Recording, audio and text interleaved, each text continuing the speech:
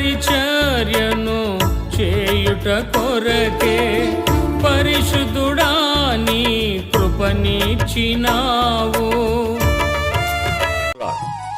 ఆయన సముద్ర తీరమున మరల బోధింపనారంభింపగా బహుజనులు ఆయన యొద్దకు కూడి వచ్చి ఉన్నందున ఆయన సముద్రములో ఒక దోణి ఎక్కి కూర్చుండెను. జనులందరూ సముద్ర తీరమున నేల మీద నుండి ఆయన ఉపమాన రీతిగా చాలా సంగతులు వారికి బోధించుచు తన బోధలో వారితో ఇట్లనేను, వినుడి.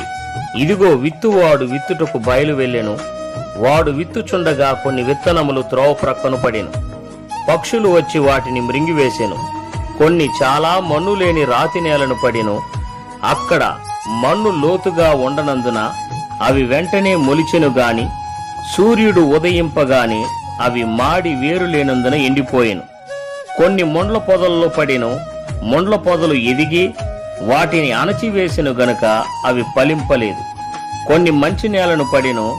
అవి మొలిచి పెరిగి పైరై 30 60 100 ఫలించెను. వినుటకు చెవులు గలవాడు వినుగాక అని చెప్పాను.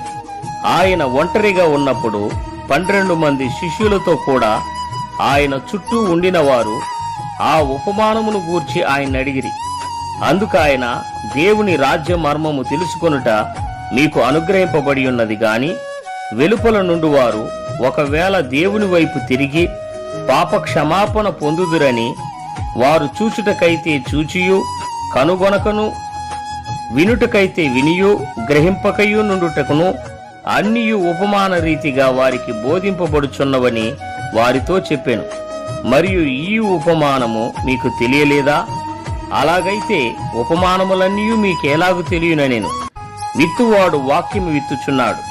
త్రోవ ప్రక్క నుండి వారెవరనగా వాక్యము వారిలో విత్తబడును గాని వారు వినిన వెంటనే సాతాను వచ్చి వారిలో విత్తబడిన వాక్యం ఎత్తుకొని పోవును.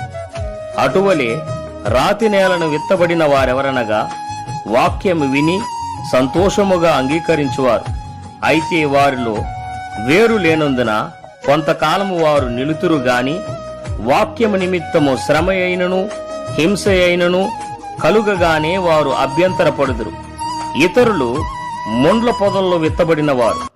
వీరు వాక్యము విందురు గాని ఐహిక విచారములను ధనమోసమును మరి ఇతరమైన ఆపేక్షలను లోపల చొచ్చి వాక్యమును అణచివేయుట వలన అది నిష్ఫలమగును.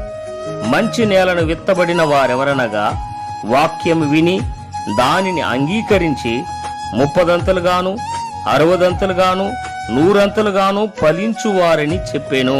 నీ పరిచర్యను చేయుట కొరకే పరిశుద్ధుడా నీ కృపనిచ్చినావు.